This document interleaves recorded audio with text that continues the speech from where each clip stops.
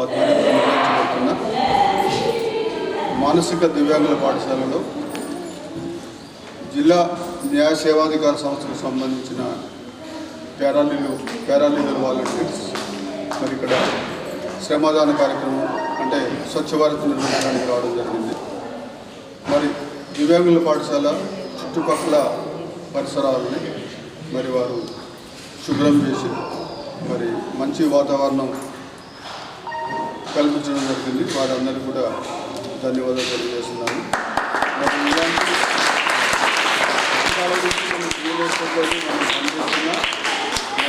Paralegal volunteers కార్యక్రమాన్ని నిర్వహించడం అనేది మేము నిజంగా అభినందిస్తున్నాము. మరి ఈ కార్యక్రమంలో పాల్గొంటున్న పాలగౌడ్ గారు, నరసింహ గారు, శివరావు గారు, ఉమామేశ్వరరావు గారు, సో వారి మిత్రబృందం అంటే వాళ్ళ పిఎల్బి బృందాలందరూ కూడా వారిని పేరున ధన్యవాదాలు తెలియజేస్తున్నాను.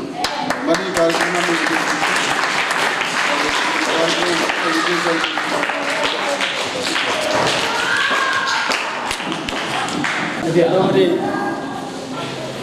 జనవరి 26 ప్రత్యేకంగా ఈరోజు జాతీయ బాలికా దినోత్సవం. దాన్ని పురస్కరించుకొని మేము ఈరోజు ఈ పాఠశాలలో స్వచ్ఛ భారత్ చేయడానికి పిఎల్వీల గ్రూప్ అందరం కూడా పిఎల్ఎస్ఏ నిజామాబాద్ వారి ఆదేశానుసారంగా ఇక్కడికి రావడం జరిగింది. ముఖ్యంగా మరి ఇది డిజేబుల్డ్ అని పిలుస్తాం, వికలాంగులు అని అంటాం. మేము చట్టం పట్ల అవగాహన కల్పించాలనే ప్రధాన ఉద్దేశంతో మేము ఈరోజు కొన్ని విషయాలు మీ ముందరికి తీసుకురావడానికి వరకు ఇక్కడికి వచ్చినాం. సాధారణంగా ఎక్కడైనా వికలాంగులని కానీ డిజేబుల్డ్ కానీ అని మాట్లాడుతూ ఉంటాం, వింటూ ఉంటాం. But it is a crime. Disabled అని వర్బల్ అబ్యూజింగ్ కిందికి వస్తుంది. ఎవరినైనా సరే ఎక్కడైనా సరే అతను డిజేబుల్డ్ అని కానీ అతను వికలాంగుడు అని కానీ ఎవరైనా ఎక్కడైనా మాట్లాడితే అది వర్బల్ అబ్యూజింగ్ కింద ఐపీసీ 504 సెక్షన్ బుక్ అవుతుంది. ఆ విషయం వీళ్ళకి ఎంకరేజ్ చేయాలి. మనం ప్రతి ఒక్కరు వీళ్ళతో కన్సల్ట్ ఉన్న వాళ్ళందరూ కూడా ఈ విషయాన్ని తెలిసి ఉండాలి. So they are not disabled, they are differently abled. వాళ్ళు ఏబుల్డే బట్ డిఫరెంట్లీ ఏబుల్డ్. వాళ్ళ లోపల ఉండే సామర్థ్యాన్ని మా లోపల మాకు అన్ని అవయవాలు ఉన్నాయి కానీ నా సామర్థ్యాలు లేవు కూడా 100%గా లేవు. నేను ప్రత్యక్షంగా ఇంతకుముందు ఒక కార్యక్రమానికి ఇక్కడికి వచ్చినప్పుడు చూసిన నా 30 ఏళ్ళ సర్వీస్లో నేను ఒక హెడ్ మాస్టర్గా 30 ఏళ్ళు గవర్నమెంట్ స్కూళ్ళల్లో పనిచేశాను. అనేక రకమైన విద్యార్థులను స్టాఫ్ను కూడా చూసిన. కానీ ఆ రోజు అక్కడ పిల్లవాడు వాయిస్తూ ఉంటే నిజంగా మైమరిపోయిన అసలు సినిమాలో కూడా మనం అంత మంచి మ్యూజిక్ వెళ్ళాం.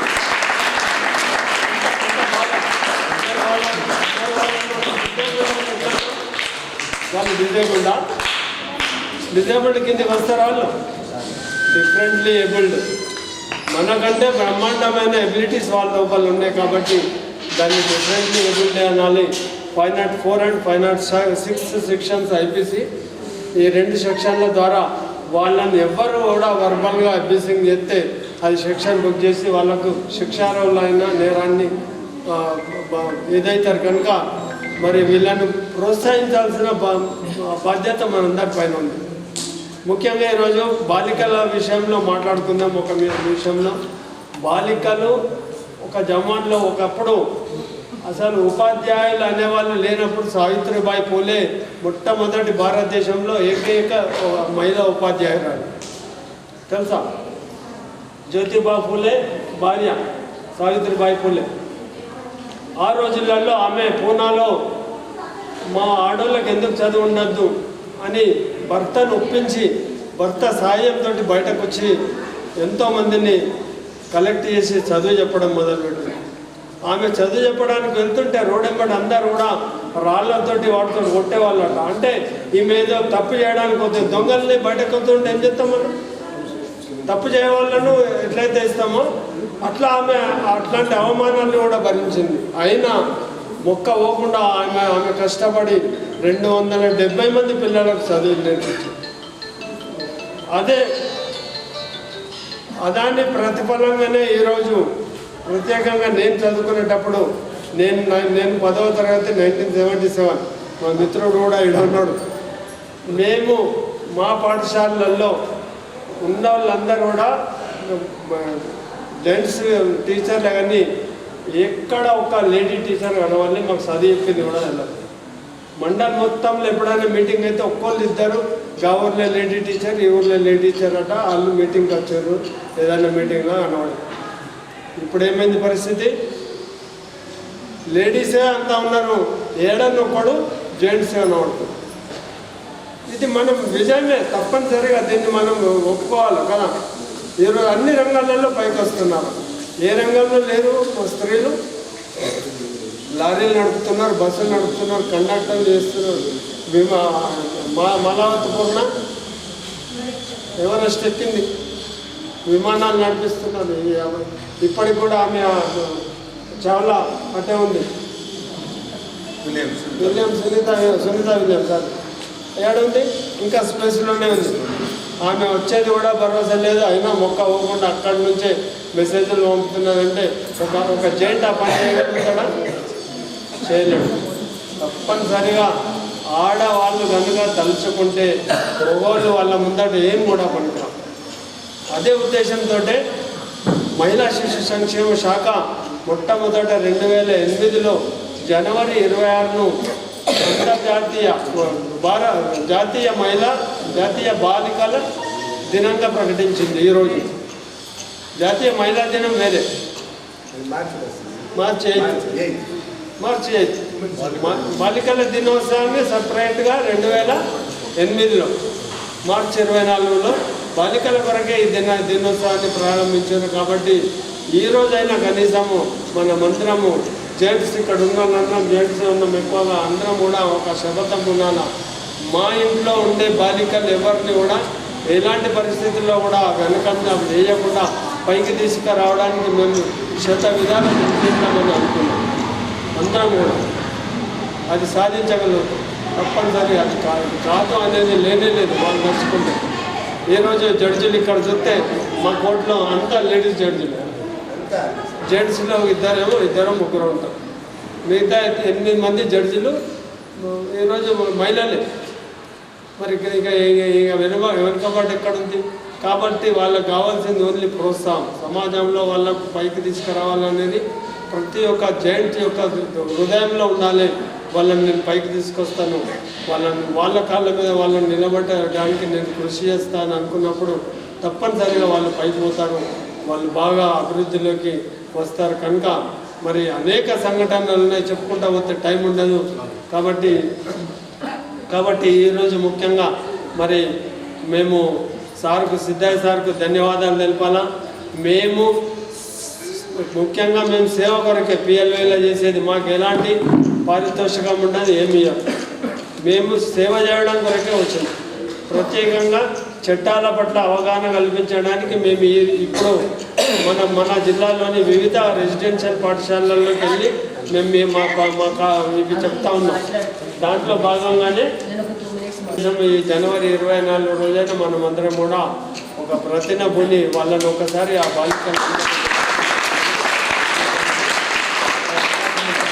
చిల్డ్రన్స్ డే కదా, ఇక్కడ ఆడపిల్లలు ఉన్నారు, మగపిల్లలు ఉన్నారు. ఇప్పుడే సార్ చెప్పారు మెంటల్లీ డిజేబుల్డ్ అంటే ఫిజికల్గానే, బట్ చాలా స్వచ్ఛమైన మనుషులు ఇక్కడ ఉన్నాయి. అలాంటి స్వచ్ఛమైన మనుషుల్ని కూడా గాయపరిచేవారు చాలామంది ఉంటారు. ఎందుకంటే ఆడపిల్లల్ని ఈరోజు ముఖ్యంగా మనం మాట్లాడేది యాజ్ ఏ లేడీగా కూడా మాట్లాడుతున్నాను. చైల్డ్ అబ్యూజ్మెంట్ అంటే ఆడపిల్లలు కనిపించారు అంటే ఒక రకమైన ఆట వాళ్ళు చిన్నపిల్లలు కూడా ఒక 3 సంవత్సరాల పిల్లల్ని కూడా చాలా చాలా దారుణమైన సంఘటనలు మనం చూస్తూ ఉన్నాం.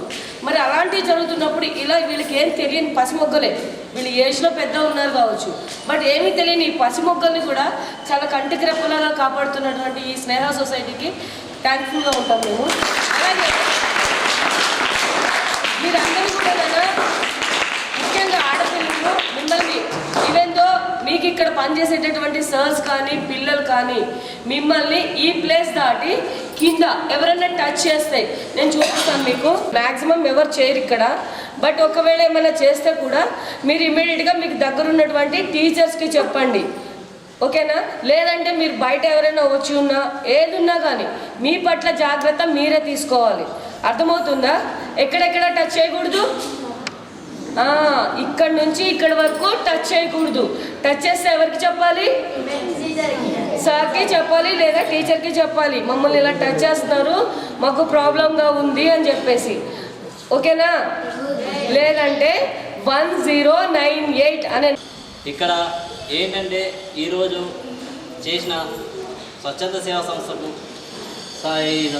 సంస్థకు నాకు ఎంతో మనస్తృప్తిగా ఉంది. ఇలాంటి సేవలను ఎన్నో కల్పిస్తే మరికొన్ని చేయాలని కూడా నాకు ముందస్తులో ఉంటానని కూడా నేను చెప్తున్నాను. దయచేసి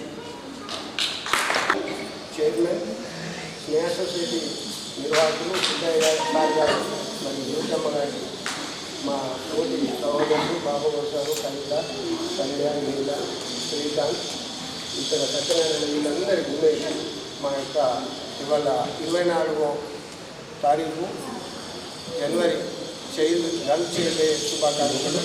తర్వాత వారందరికీ శుభాభివందనాలు. ఆడపిల్లలంటే ఆట బొమ్మ కాదు.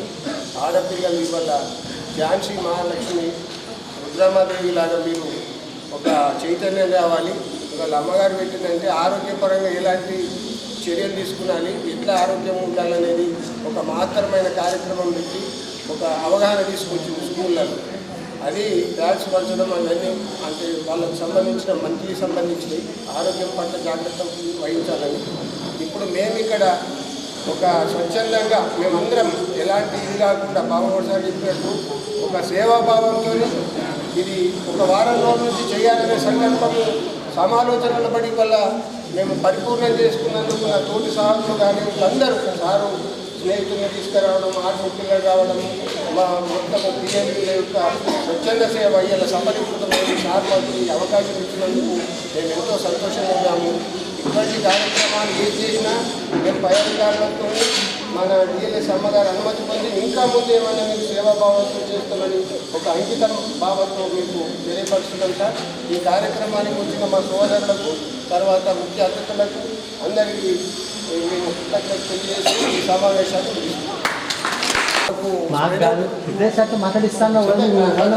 మరియు ముఖ్యంగా ఈ సంస్థ చైర్మన్ గారికి మరియు మేడం గారికి నా యొక్క హృదయపూర్వక నమస్కారం తెలియజేస్తున్నాను. అట్లాగే మా కొలీగ్స్, అట్లాగే విద్యార్థులు, అట్లాగే మీడియా వాళ్ళందరికీ నా యొక్క నమస్కారం. నా పేరు గోపి, వీళ్ళకి చేస్తుంటాం. ఈరోజు ముఖ్యంగా ఏంటంటే నేషనల్ గర్ల్స్ చైల్డ్ డే. ఇది 2008లో నేషనల్ ప్రభుత్వము, మన భారత ప్రభుత్వము ఈ యొక్క ఆడపిల్లల సమక్షంలో రక్షణ కొరకు డెవలప్మెంట్ కొరకు తీసుకొచ్చిన ఈ యొక్క స్కీమ్ ద్వారా ఆడవాళ్ళని ఒక ఆటబొమ్మలా కాకుండా, ఒక చిన్న చూపు కాకుండా అందరిలాగా గ్రోత్లోకి తీసుకురావాలి. ఇంతకుముందు మనకు ఒక నినాదం ఉంటుండే, ఏంటంటే ఇల్లాలి చదువు ఇంటికి వేలు కానీ. ఇల్లాలి చదువు ఇంటికి వేలు కానీ ఎందుకన్నారంటే అప్పుడు చిన్నగా ఉన్నప్పుడు అక్షర కిరణం ఉంటుండే, కానీ అప్పుడు అర్థం కాలేదు. మగవాడు చదువుకుంటే ఇంటికి ఒక్కళ్ళు మాత్రమే చదువుకుంటుందంట. మగవాళ్ళు చదువుకుంటే ఇంట్లో ఒక్కరికి మాత్రమే విద్య ఉంటుందంట. అదే ఆడవాళ్ళు చదువుకుంటే ఇంటికి వారికి అందరికీ విద్యావంతులు అవుతారని చెప్పేసి ఆ యొక్క నినాదంలో ఇంటికి చదువు ఇల్లాలికి చదువు ఇంటికి వేలు అని చెప్పేసి ఆ రోజు చెప్తుండే. అయితే దీంట్లో భాగంగా ఇప్పుడు ఈ 2008 ఈ భారత ప్రభుత్వం ప్రకటించిన ఈ యొక్క స్కీము ఈ జనవరి 24 రోజున ఎందుకు పెట్టిందంటే ఇందిరాగాంధీ ప్రమాణ స్వీకారం చేసిన రోజు కాబట్టి. ఇందిరాగాంధీ మనకు ప్రధానమంత్రి ఉంటుంది కదా, ఆమె యొక్క ఆ ఉద్దేశం పరంగా ఈరోజు జరుపుకుంటాం. అట్లాగే పిల్లలు, ఆడపిల్లలు కానీ మగపిల్లలు కానీ అందరూ, ఆడపిల్లలు ధైర్యంగా ఉండాలి, ప్రతి విషయం పట్ల అవగాహన కలిగి ఉండాలి. వాళ్ళు భారతదేశం పట్ల అన్ని రాష్ట్రాలలో తీసుకుంటే సగటున అబ్బాయిల కంటే తక్కువ ఉన్నారు కాబట్టి డెవలప్మెంట్లో తీసుకురావాలని చెప్పేసి ఈ యొక్క స్కీమ్ ఉద్దేశం. బట్ మన తెలంగాణలో ఎక్కువైనరని చెప్పేసి ఇక్కడ ఎక్కున్నారని అంతటా ఎక్కున్నారని అనుకోవద్దు. ఎందుకంటే ఇప్పుడు ఇంతకుముందు గత 15 సంవత్సరాల క్రితం చూసాలని చెప్పేసి కోరుకుంటున్నాను. 973 మంది స్త్రీలు ఉన్నారు. భారతదేశం మొత్తంలో చూసుకుంటే హర్యానా, అత్యల్పంగా స్త్రీలున్న స్టేటు. అక్కడ 870 మందే ఉన్నారు. 1000 మంది జెంట్స్ ఉంటే ఆడవాళ్ళు కేవలం 870. మరి అత్యధికంగా స్త్రీలున్న స్టేట్ ఏదో తెలుసా? కేరళ. అక్కడ 1080 మంది స్త్రీలుంటే 1000 మంది మాత్రమే జెంట్స్ ఉన్నారు. ఎందుకు?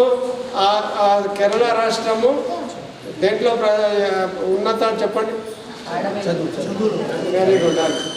చదువులో భారతదేశం మొత్తంలో అక్షరాస్యతలో అత్యున్నత స్థానం కేరళది కనుక అక్కడ అక్షరాస్యత ఎంతగా డెవలప్ అయిందో ఆ అక్షరాస్యత మూలంగానే అక్కడ స్త్రీలకు కూడా అంత ఇంపార్టెన్స్ ఇచ్చి అక్కడ ఎలాంటి వివక్షత లేదు. కాబట్టి జెంట్స్ 1000 ఉంటే స్త్రీలు అక్కడ 1080 మంది ఉన్నారు.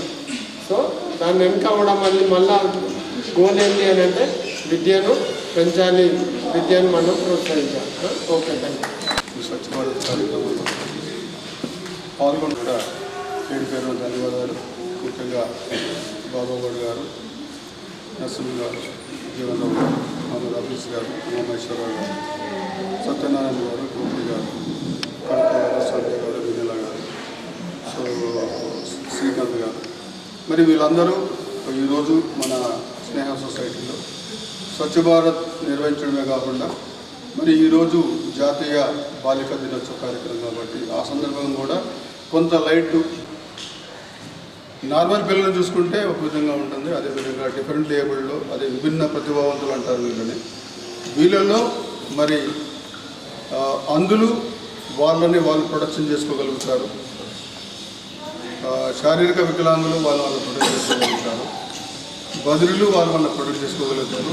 ఎక్కడైతే మానసిక వికలాంగులు ఉంటారో వీళ్ళల్లో కొంచెం వాళ్ళు ఆత్మరక్షణ అనేది కొంచెం తక్కువగా ఉంటుంది. కాబట్టి మేడం గారు చాలా కాలం నుంచి అడుగుతున్నారు, జడ్జి మేడం గారు ఏంటంటే మీ డిజేబుల్డ్ పిల్లలకు కూడా అంటే డిఫరెంట్ ఏబుల్డ్ పిల్లలకు కూడా మేము ఆత్మరక్షణ అంటే కరాటే కార్యక్రమాలు ఇలాంటివి చెప్పాలనుకుంటున్నాను. కానీ వీళ్ళు నేర్చుకోవడానికి ముందుకోవడానికే కొంచెం ఇబ్బందిగా ఉంది. కాబట్టి రాబోయే కాలంలో తప్పకుండా వాళ్ళు కూడా ప్రిపేర్ చేస్తాము. మరి వాళ్ళ ఆత్మరక్షణే కాకుండా వాళ్ళని వాళ్ళు ప్రొటెక్ట్ చేసుకోవడమే కాకుండా మరి ఇతరులను కూడా ప్రొటెక్ట్ చేసే విధంగా వాళ్ళు తయారు చేయాలని మేము అనుకుంటున్నాము. మరి దీనికి అందరి సహకారం నేను ఈ సందర్భంగా కోరుకుంటున్నాను. ముఖ్యంగా ఈ కార్యక్రమంలో పాల్గొంటున్న పిఎల్బీస్ అందరికీ, విద్యార్థులకు, సిబ్బందికి, మీడియాకి అందరూ కూడా పేరు పేరున ధన్యవాదాలు. Thank you.